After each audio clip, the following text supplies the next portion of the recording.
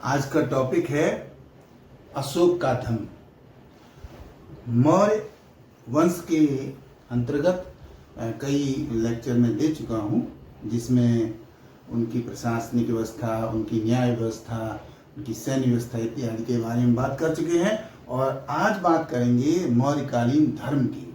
जब मौर्यकालीन धार्मिक व्यवस्था की बात करते हैं तो अशोक का धम्म बहुत महत्वपूर्ण स्थान रखता है।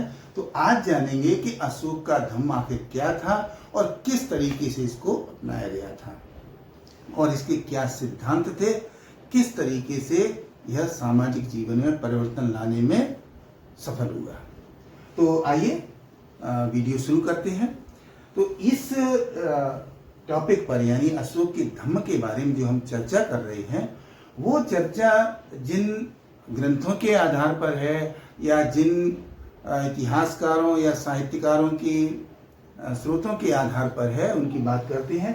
तो जो श्रीलंका के दो बहुत ही महत्वपूर्ण साहित्यिक कृतियां हैं, दीपवंश और महावंश, ये बौद्ध धर्म से संबंधित है। तो इन दीपवंश और महावंश कृतियों के अंतर्गत अशोक के धम्म के बारे में कुछ चर्चा की गई है।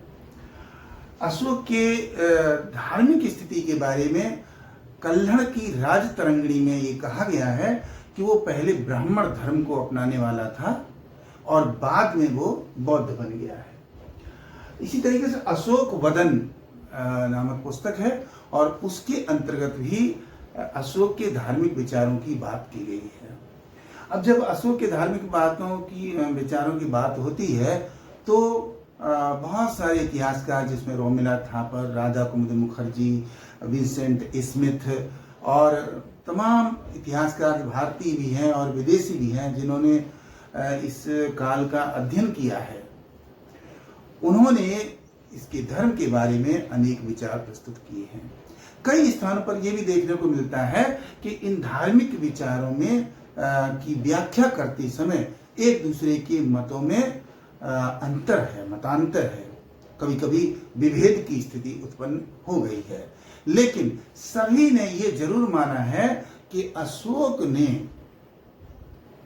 कलिंग विजय प्राप्त करने के बाद, कलिंग का जो युद्ध हुआ था, उस कलिंग के युद्ध का उल्लेख जो है वो अशोक के 13वें शिलालेख में मिलता है।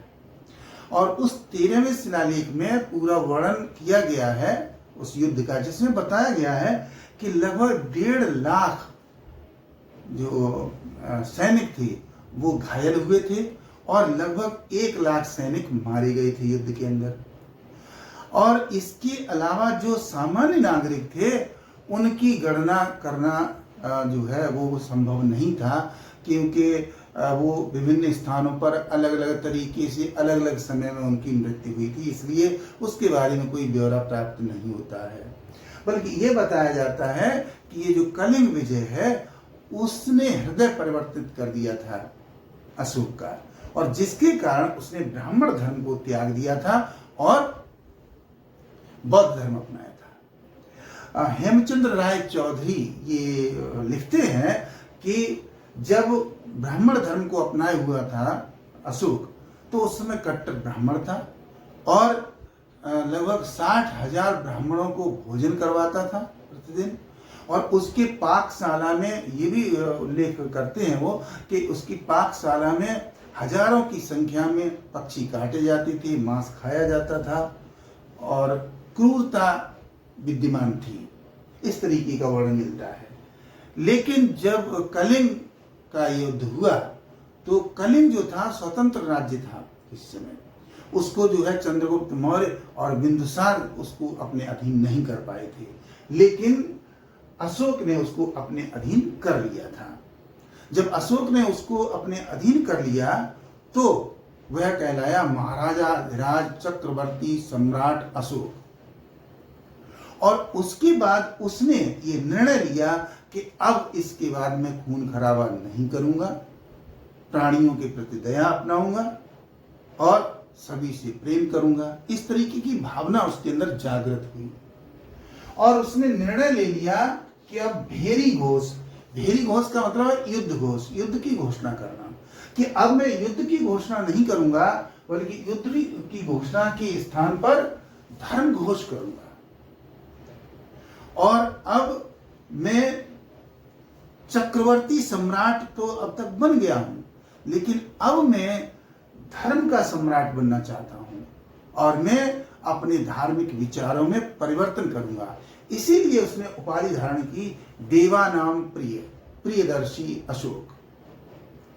तो देवानाम प्रिय या प्रियदर्शी अशोक की उपाधि धारण की और उसके बाद अपना जो है उसने धार्मिक विचार बिल्कुल बदल दिया। तो इस तरीके से, इस पृष्ठभूमि से ये पता चलता है कि अशोक किस प्रकार से अपनी धार्मिक स्थिति को बदलने के लिए तैयार हुआ। अब जब वो धार्मिक स्थिति को बदलता है तो अब ये देखता है कि आखिर कौन सा धर्म अपनाया जाए।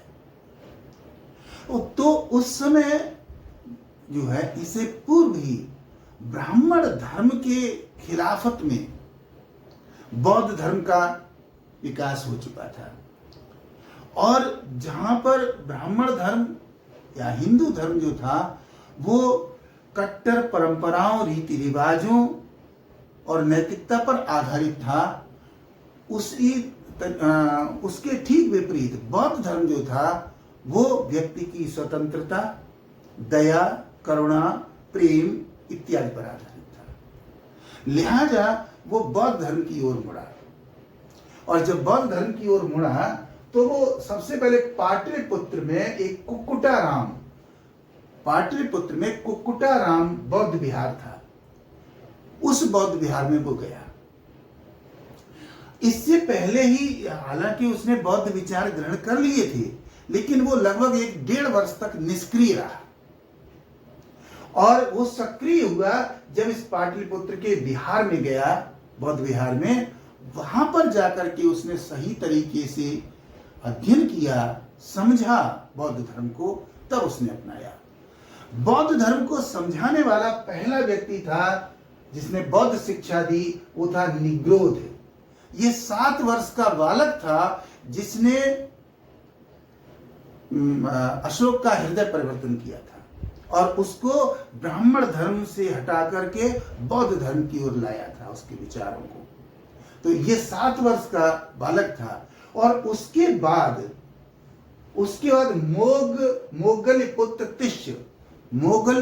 तिष्य जो व्यक्ति थे, उन्होंने पूरी की पूरी शिक्षा दी बौद्ध धर्म की अशोक को, और उसके बाद उनको दीक्षा दिलवाई। तो इस तरीके से अशोक जो था वो ब्राह्मण धर्म को छोड़ करके बौद्ध धर्म की आकृष्ट बने और वो बौद्ध भिक्षु बन गया। और उसने ये कहा कि शेष जीवन में बौद्ध भिक्षु के रूप में काटूंगा, मैं भ्रमण करूंगा जगह जगह पर और करुणा और दया का संदेश सबके पास फैलाऊंगा। यहां पर मैं एक बात आपको बताना चाहता हूं कि जब बात करते हैं अशोक के गुरु के बारे में कि बौद्ध धर्म का किसने उसको शिक्षा दी, तो कुछ साहित्यिक पुस्तकों में ये लिखा हुआ है कि मुगलिप्त नहीं बल्कि उपगुप्त इसके गुरु थे।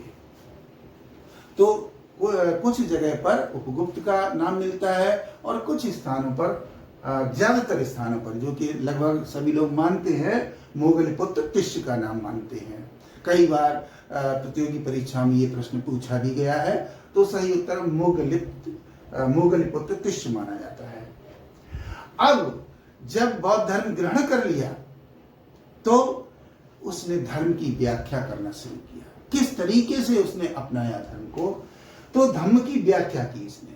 अब ये जो धम्म की व्याख्या है वो द्वितीय शिलालेख में वो प्रश्न करता है, स्वयं अशोक स्वयं प्रश्न करता है पाली भाषा में, और वो कहता है कि माशी धम्मः, यानी धर्म क्या है, धर्म क्या है। और फिर उसके बाद वो दूसरे शिलालेख में ही और 7वें शिलालेख में इसका उत्तर भी स्वयं देता है कि धर्म क्या है या धम्म क्या है। तो धम्म शब्द पाली शब्द है, संस्कृत शब्द है, और इसका संस्कृत रूप है धर्म। पाली शब्द है धम्म और संस्कृत शब्द है धर्म। तो द्वितीय और 7वें शिलालेख में इसका वो उल्लेख करवाता है कि आखिर धम्म क्या है, उसके आधार पर बताता है। जैसा कि आप जानते होंगे कि जो अशोक था, अशोक ने अपने 14 शिलालेख उसने लिखवाए थे जो पूरे राज्य के अंदर जगह जगह पर फैले हुए थे। तो शिलालेख, अभिलेख और स्तंभलेख और गुहालेख, इस तरीके से उसने अभिलेख लिखवाए थे और पूरे राज्य के अंदर अपने धार्मिक विचारों का और अपनी राजाज्ञाओं को लिखित करवाया था। कुछ इतिहासकार ये भी मानते हैं कि जो अशोक का धर्म था वो धार्मिक आस्था न होकर के राजधर्म था, अर्थात उसने राज्य को चलाने के लिए, शासन को चलाने के लिए ऐसा किया था। कुछ इतिहासकार ऐसा भी मानते हैं। अब आखिर ये देखते हैं कि आखिर अशोक जो है वो धम्म के बारे में क्या कहता है। तो अशोक धम्म के बारे में कहता है, अपि आसनवे दया दाने सचे सोचे। द्वितीय अभिलेख में वो लिखवाता है कि अपि आसनवे दया दाने सचे साचे, ये 5 बातें बताता है। तो ये 5 चीजें जो है वो धम्म की महत्वपूर्ण चीजें मानी जाती हैं। सबसे पहली चीज जो वो बताता है कि अपि आसनवे का मतलब है दुष्कार्यों से बचना, यानी जो बुरे कर्म हैं उनसे बचना। अब बुरे कर्म क्या है? बुरे कर्म का मतलब है जो समाज के द्वारा स्वीकार्य नहीं है। तो अभी आपको बताया कि अपि आसनवे का मतलब है दुष्कार्यों से बचना, यानी बुरे कर्मों से बचना। दया, दूसरा है दया। दया का मतलब है समस्त प्राणियों के प्रति दया या करुणा अपनाना, यानी प्राणियों के प्रति प्रेम अपनाना, दया अपनाना, करुणा करना। अगला है दाने, बिना भेदभाव के उदारता, सभी प्राणियों के साथ बिना भेदभाव के उदारता अपनानी है, सभी इंसानों को बराबर मानना है, उदारता अपनानी है। और दान का मतलब केवल ये नहीं है कि उनको भोजन दे दिया जाए या वस्तुएं दे दी जाए, ऐसा नहीं है, बल्कि ये है कि उनके प्रति उदारता रखी जाए, उनके प्रति सहृदयता रखी जाए। इसके बाद सचे का मतलब सत्यता, जीवन का आधार जो है वो सत्य होना चाहिए, सत्य पर ही चलना चाहिए और उसी को अपनाना चाहिए। अगला है सोचे का मतलब विचार और आचरण की परिपक्वता, यानी हमारे चिंतन में, हमारे विचारों में, हमारी सोच में पवित्रता होनी चाहिए, यानी विचार अच्छे होने चाहिए। तो ये बातें 5 बातें अशोक ने धम्म के अंतर्गत स्वीकार की थी और इन्हीं बातों को अपनाने के लिए उसने जीवन भर प्रयास किया।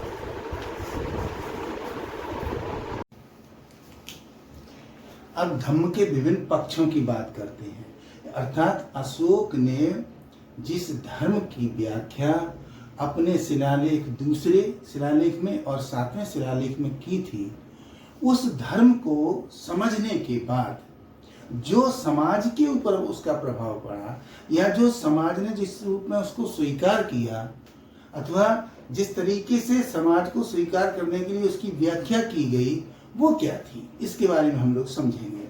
तो सबसे पहले देखते हैं धम्म का व्यवहारिक पक्ष, यानी कि जो धार्मिक विचार रखे गए उनका व्यवहारिक पक्ष क्या था, यानी जीवन में हम उसने किस तरीके से अपनाएं, वो कौन सी मोरलिटी हो जिसके आधार पर धम्म को अपनाया जा सके। तो उसमें सबसे पहली बात कही थी अनारंभो प्राणानाम। अनारंभो प्राणानाम का मतलब है प्राणियों के प्रति हिंसा न करना, अर्थात इस जगत में जितने भी प्राणी हैं, चाहे वे पशु हैं, पक्षी हैं, इंसान हैं या अन्य जीव जंतु हैं, किसी को मारना नहीं है, किसी को प्रताड़ित नहीं करना, उसकी हिंसा नहीं करनी है। दूसरी थी अविहिंसा भूतानाम, यानी जो भूत हैं, प्राणी हैं, उन प्राणियों के प्रति हिंसा नहीं करनी। अब यहाँ पर देखिए 2 चीजें बात कही गई थी। एक की थी अनारंभो प्राणानाम, इसका मतलब किसी के प्राण हरण न करना, और दूसरा था अविहिंसा भूतानाम, इसका मतलब है किसी भी प्राणी को क्षति न पहुंचाना, हानि न पहुंचाना, प्रताड़ित न करना, पीटना नहीं, उसको मारना नहीं। तो ये हानि कहलाती। यानी दो अलग अलग बातें कही गई थी। एक बात कही गई थी जिसमें हिंसा नहीं करनी, किसी के प्राण नहीं लेने हैं, और दूसरी बात कही गई थी किसी को किसी प्रकार की क्षति नहीं पहुंचानी है। अगली बात है मातर पितर शुश्रूषा, अर्थात माता पिता की सेवा करनी चाहिए। प्रत्येक प्राणी को, प्रत्येक मनुष्य को माता पिता की सेवा करनी चाहिए, क्योंकि माता पिता जीवित देवता के रूप में हैं। इसलिए अन्य देवताओं को, अन्य ईश्वर को, भगवान को, किसी को आपने नहीं देखा है जो आपका कल्याण कर रहा है, अर्थात जो आपको कुछ दे रहा है। लेकिन ऐसे व्यक्तियों को, ऐसे प्राणियों को आपने देखा है जो आपको मदद कर रहे हैं, आप देखते हुए मदद कर रहे हैं, आपको पाल रहे हैं, आपको बड़ा कर रहे हैं, आपको कुशल बना रहे हैं। ऐसे माता पिता की सेवा करनी चाहिए, अर्थात माता पिता की सेवा प्रत्येक प्राणी को करनी चाहिए। अगली बात है थेर शुश्रूषा। थेर शुश्रूषा का मतलब है, शुश्रूषा का, कि वृक्षों की रक्षा करना। वृक्ष जो है वो हमारे जीवन में सबसे बड़े सहयोगी हैं, हर तरीके का। देखिए उस समय जितने भी कार्य होते थे उसमें ज्यादातर कार्यों में लकड़ी का उपयोग किया जाता था। लकड़ी हमारे जीवन का आधार होती थी, और उन्हीं वृक्षों से हमें ऑक्सीजन मिलती थी, छाया मिलती थी, फल मिलते थे, औषधियां मिलती थी, सब कुछ मिल रहा था। तो इसलिए धम्म में ये कहा गया है कि हमें प्रकृति की रक्षा करनी चाहिए, पेड़ों की रक्षा करनी चाहिए, क्योंकि ये हमारे जीवन के सबसे बड़े सहायक हैं। अगली बात गुरुणाम अपचिति। गुरुणाम अपचिति, गुरुओं का आदर करना चाहिए। जो गुरु हमें सद्मार्ग दिखाते हैं, जो गुरु हमें शिक्षा देते हैं, इसे समस्त गुरुओं का आदर करना चाहिए। ये एक मनुष्य का कर्तव्य ही नहीं है, बल्कि उसकी जिम्मेदारी है कि उसको ऐसा करना चाहिए। अगर मित्र संस्तुति नाटिका नाम, इसका मतलब है कि जो हमारे मित्र हैं, जो हमारे संबंधी हैं, जो हमारे परिचित हैं, जो हमारे आसपास रहते हैं, जो हमारे समाज के लोग हैं, ऐसे सभी लोगों से प्रेम पूर्वक व्यवहार करना चाहिए। उनसे किसी तरीके की नफरत नहीं करनी चाहिए, उनको अपना समझना चाहिए, क्योंकि वो आपकी हर तरीके से मदद करते हैं, तो आपको भी उनकी मदद करनी चाहिए, उनका सम्मान करना चाहिए, उनके साथ अच्छा व्यवहार करना चाहिए। अगली बात है ब्राह्मण श्रमणानाम दानम संपटिपति। इसका तात्पर्य है कि ब्राह्मणों को दान करना चाहिए, ब्राह्मणों को दान देना चाहिए, और श्रमणों को भी दान देना चाहिए। यानी कि दासों को दान देना चाहिए, श्रमण थे, दास थे, सभी को दान देना चाहिए, ऐसा कहा गया है। अगली बात है दास भत कम है सम्य प्रतिपति।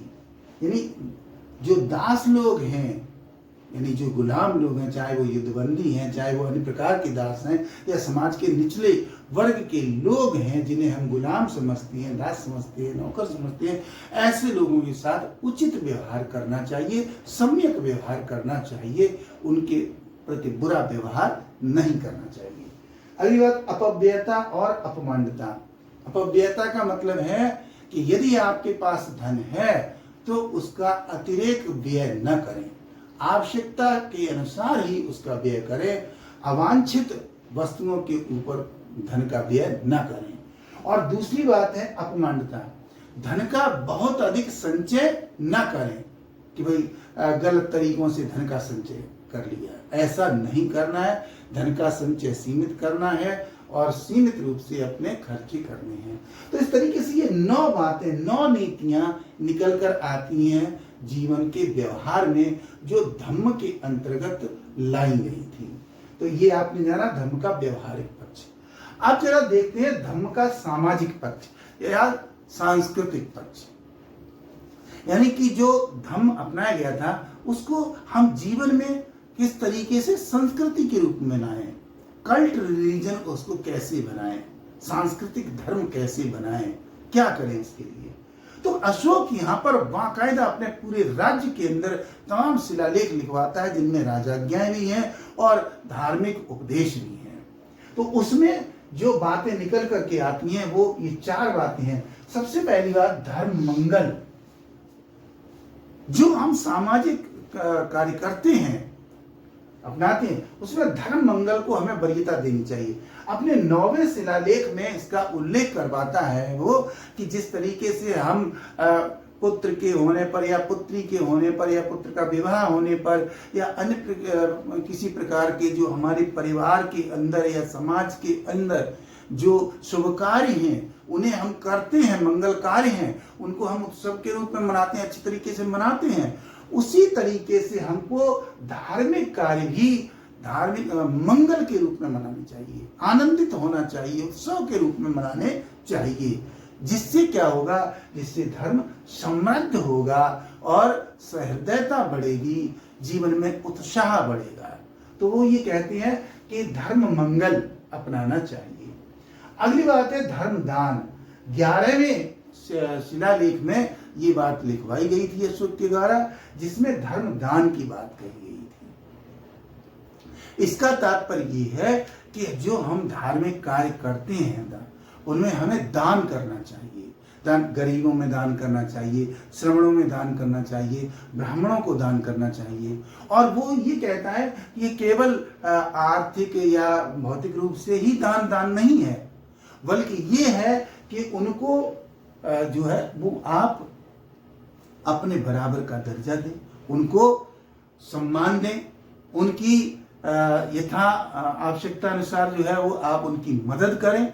मदद वो किसी भी प्रकार की हो सकती है, सामाजिक मदद हो सकती है, आर्थिक मदद हो सकती है, शारीरिक मदद हो सकती है, किसी तरीके की हो सकती है। वो सभी दान की श्रेणी में रखा है उसने, कि वो भी अगर हम किसी की शारीरिक रूप से मदद करते हैं वो भी एक तरीके का दान है, वो भी एक तरीके का उपकार है। अगली बात धर्म श्रवण। अपने 12वें शिलालेख में इस बात को लिखवाता है कि धर्म श्रवण करना चाहिए, अर्थात धार्मिक विचारों को ग्रहण करना चाहिए, सुनना चाहिए, समझना चाहिए, जीवन में अपनाना चाहिए। और इसीलिए देखिए कि स्वयं अशोक ने ये जिम्मेदारी उठाई थी कि वो धर्म का प्रचार और प्रसार करेगा और तमाम देशों के अंदर, श्रीलंका, मलेशिया, इंडोनेशिया, चीन इत्यादि तमाम देशों के अंदर उसने अपने दूत भेजे थे जिनके द्वारा उसने धर्म का प्रचार और प्रसार करवाया था। तो अशोक ये मानता है कि अशोक के धम्म में ये बात स्वीकारी गई है कि केवल हमारा धार्मिक होना ही धार्मिक नहीं है, बल्कि अपने धर्म को बढ़ाना चाहिए, प्रचार प्रसार करना चाहिए। और यहाँ पर बहुत महत्वपूर्ण बात एक और भी है, वो बात ये है कि हमें दूसरे के धर्म के विचारों को भी सुनना चाहिए। जहां अपने धर्म के विचारों को ग्रहण करना चाहिए, वहां यह भी कहता है कि हमें अपने धर्म के विचारों को भी स्वीकार करना चाहिए। अर्थात धम्म जो है वो किसी अन्य धर्म के मार्ग की बाधा नहीं बनेगा, बल्कि अन्य धर्म के विचारों को भी सुनेगा।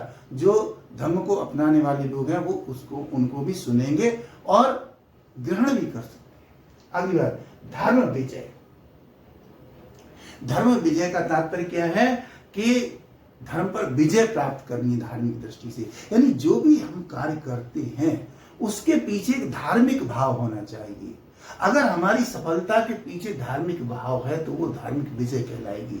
चाहे हम एक राजा हैं, चाहे हम एक सामान्य व्यक्ति हैं, हम जो भी हैं, तो हमारी विजय या सफलता का राज जो है वो धार्मिक होना चाहिए, उसकी पृष्ठभूमि। और ये 13वें शिलालेख के अंतर्गत इसका उल्लेख करवाता है। तो इस तरीके से अगर सामाजिक पक्ष को देखा जाए, सांस्कृतिक पक्ष को देखा जाए, तो धम्म के अंतर्गत अशोक जो है वो 4 बातों को शामिल करवाता है: धर्म मंगल, धर्म दान, धर्म श्रवण और धर्म विजय। अब इसके बाद धम्म के अंतर्गत कुछ ऐसी बातें भी बताई गई हैं जिन्हें स्वीकार नहीं किया जा सकता, नहीं करना चाहिए, और व्यक्तियों को चाहिए कि वो इनको त्याग दें। धम्म को स्वीकार करते हुए इन चीजों को त्यागना जरूरी है। उनको कहा गया धम्म निषेधात्मक पक्ष। वो धम्म निषेधात्मक पक्ष क्या है, यानी वे कौन सी चीजें हैं जो स्वीकार नहीं करनी चाहिए। ये 5 बातें बताई गई हैं धम्म के अंतर्गत। पहली है चंडीय। चंडीय का तात्पर्य है उग्रता, यानी हमारे स्वभाव में उग्रता नहीं आनी चाहिए।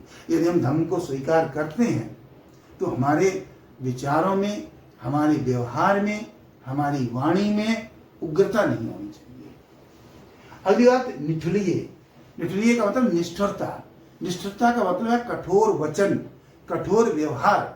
हमें किसी के प्रति कठोर व्यवहार नहीं करना है, कठोर वचन नहीं बोलना है, मृदु वचन बोलना है, प्रेम से उत्प्रेरित वचनों को बोलना है, सद्व्यवहार करना है, तो निष्ठुर नहीं बनना है। क्रोध है, क्रोध का त्याग करना है। देखिए, जिस समय अशोक ब्राह्मण धर्म को अपनाए हुए था, उस समय बहुत क्रोधी था, बहुत उत्तेजित हो जाता था, बहुत निष्ठुर था, क्रूर था। सारे के सारे वे गुण उसमें थे जो एक क्रूर राजा के अंतर्गत होते हैं।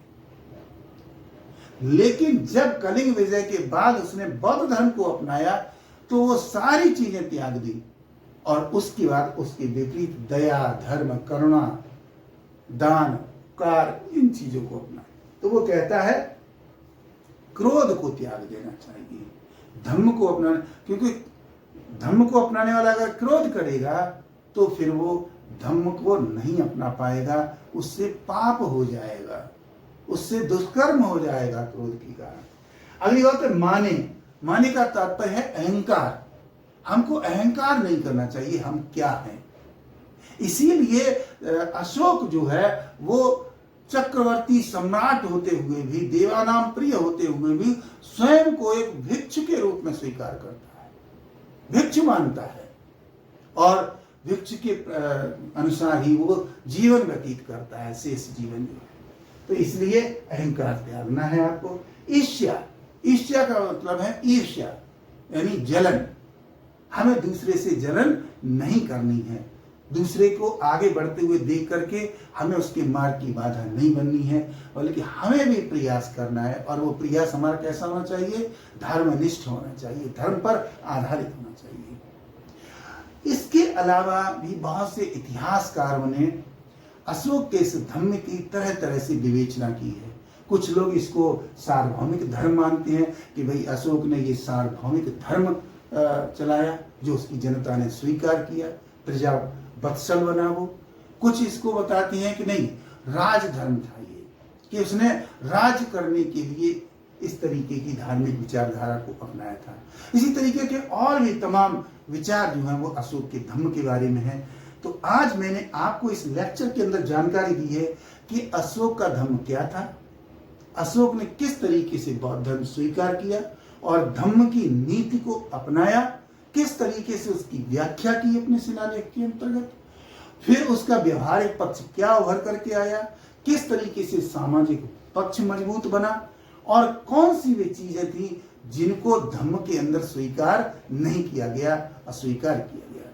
तो इस तरीके से मैंने आपको अशोक के धम्म के बारे में जानकारी दी है। उम्मीद करता हूं ये जानकारी आपको अच्छी लगी होगी। अगर जानकारी अच्छी लगी है तो वीडियो को लाइक और शेयर करना मत भूलिए और निरंतर हमारे साथ जुड़े रहिए ताकि ऐसे ही महत्वपूर्ण टॉपिक्स पर हम आपके लिए वीडियो लाते रहें और आप निरंतर आगे अपने अध्ययन जारी रख सकें। Thank you very much.